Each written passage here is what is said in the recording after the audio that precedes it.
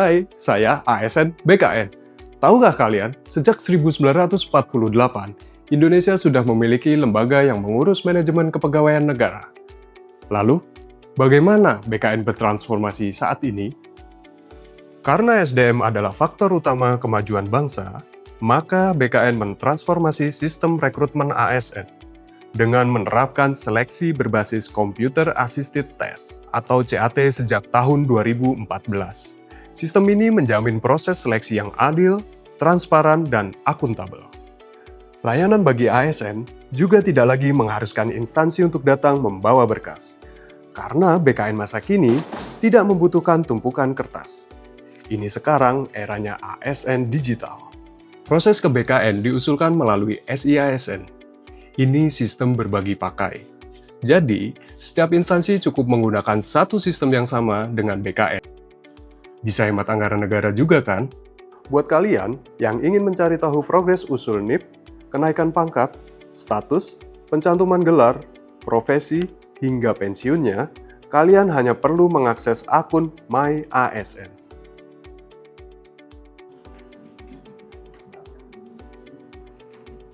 Instansi aja dipermudah, apalagi sobat BKN.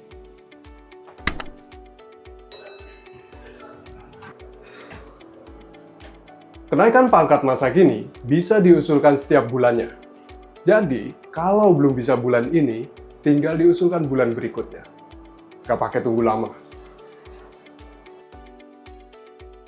Para ASN yang sudah memiliki ijazah akademis maupun pendidikan vokasi atau profesi, BKN beri kemudahan pencantuman gelar.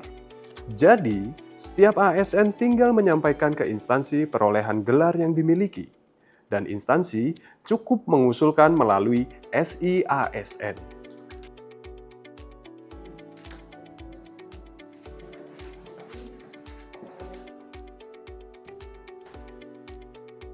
BKN masa kini gak akan bikin kalian antri panjang hanya untuk UKOM kenaikan jenjang.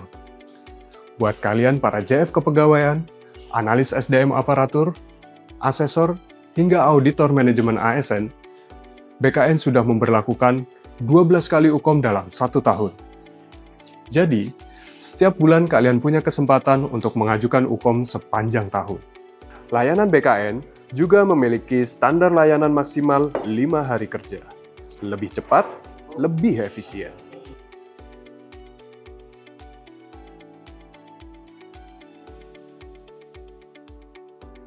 Emang masih zaman naik jabatan modal dekat atasan? BKN masa kini terus mendorong implementasi sistem meritokrasi, di mana setiap instansi didorong untuk membangun manajemen talenta di internalnya. Tujuannya agar instansi memiliki profil kompetensi ASN-nya. Jadi, setiap ada kebutuhan jabatan, PPK instansi dapat mengacu pada database kompetensi ASN yang tersedia. Untuk mencegah terjadinya potensi konflik kepentingan, BKN masa kini tidak lagi ikut sebagai pansel dalam proses seleksi terbuka pengisian JPT di seluruh instansi. Sebaliknya, BKN akan mengawasi implementasi sistem merit dengan memastikan seluruh tahapan pengisian JPT sesuai tata kelola manajemen ASN. Dan pastinya, bebas dari intervensi serta permintaan sana-sini. Sebagai bapaknya para ASN, BKN masa kini punya 2 peran besar. Pertama, memastikan perlindungan ASN lewat tata kelola manajemen yang pro karir ASN. Kedua, BKN harus memastikan kinerja pegawai ASN berkontribusi mendukung Asta Cita Presiden dan visi misi kepala daerah. BKN terus berkembang dan memastikan ASN di seluruh Indonesia mendapatkan layanan terbaik. Dengan hadirnya kantor regional BKN dan UPT yang tersebar dari Sabang sampai Papua. Tidak hanya layanan kepegawaian, BKN juga memiliki pusat pengembangan SDM, unit yang fokus membentuk SDM ASN unggul dan terus bertransformasi untuk menjawab tantangan zaman.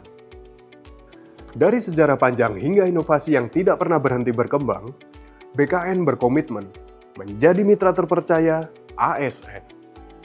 BKN akan terus menyiapkan kebijakan-kebijakan yang pro dengan karir ASN, melindungi ASN dan memudahkan ASN berkembang.